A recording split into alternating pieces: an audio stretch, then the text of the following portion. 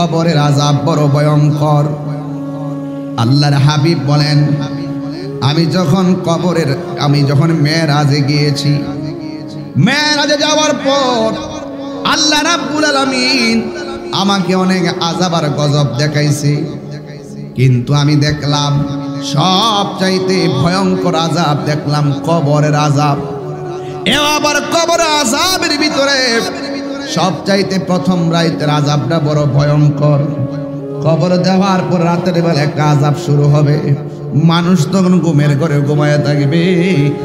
ওই কবরের প্রথম নাইটে যে আযাবটা হবে, ডান পাশের মাটি এক প্রান্তে চলে যাবে, বাম পাশের মাটি আরেক প্রান্তে চলে যাবে।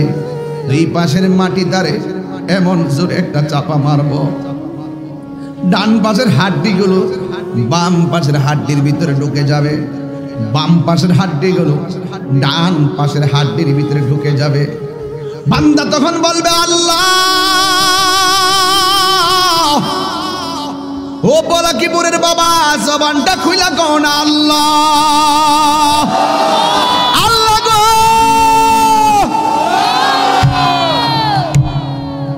যদি জানতাম কবরে তো কঠিন, জিন্দিগিতে তোমার সঙ্গে নাফরমানি করতাম না। আমরা আবার দুনিয়াতে যাওয়ার সুযোগ দাও, আমরা যাই তোমার গোলামি করব।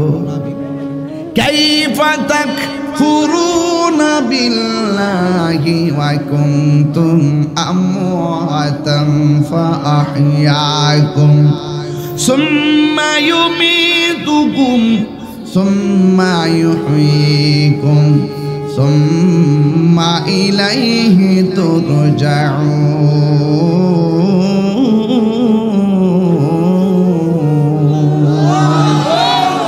জালা জোরাহে না, হাসির খোরাক দিচ্ছি না প্লিজ।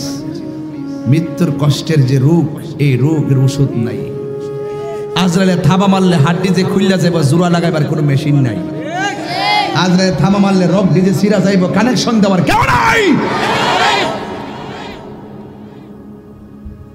দেহের ভিতরে রুহু আছে, রক্ত শূন্যতা হলে এবি এ পজিটিভ বি পজিটিভ ও নেগেটিভ রক্ত দেয়।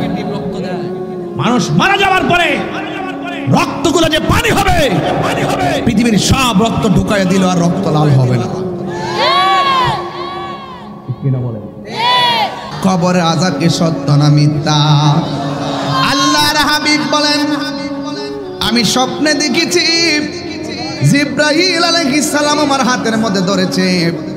হাতে ধরার পরে আমি একটু সামনে তাকালাম, সামনে তাকিয়ে দেখি, আমি দেখলাম অনেক উলঙ্গ নারী, উলঙ্গ পুরুষ জাহান্নামের আগুনের ভিতরে ঢুকতেছে আর বের হইতেছে। আল্লাহর হাবিব জিজ্ঞাসা করে, আল্লাহ, ও জিবরাইল, এরা কারা রে? উলঙ্গ অবস্থায় আগুনে পড়তেছে, বডির মধ্যে গোশত নাই, কঙ্কালগুলা লোহার মতো লাল হয়ে আছে, ওরা কারা? জিবরাইল আলাইহিস সালাম কই, নবী গো, ও মায়ের নবী, এদেরকে চিনেন না? এরা হইল ওই সমস্ত বান্দা বান্দি যারা দুনিয়ার জমিনে ব্যভিচার করেছে, জিনা করেছে। জোরে জোরে কি নাউজুবিল্লাহ বলা যাবে না?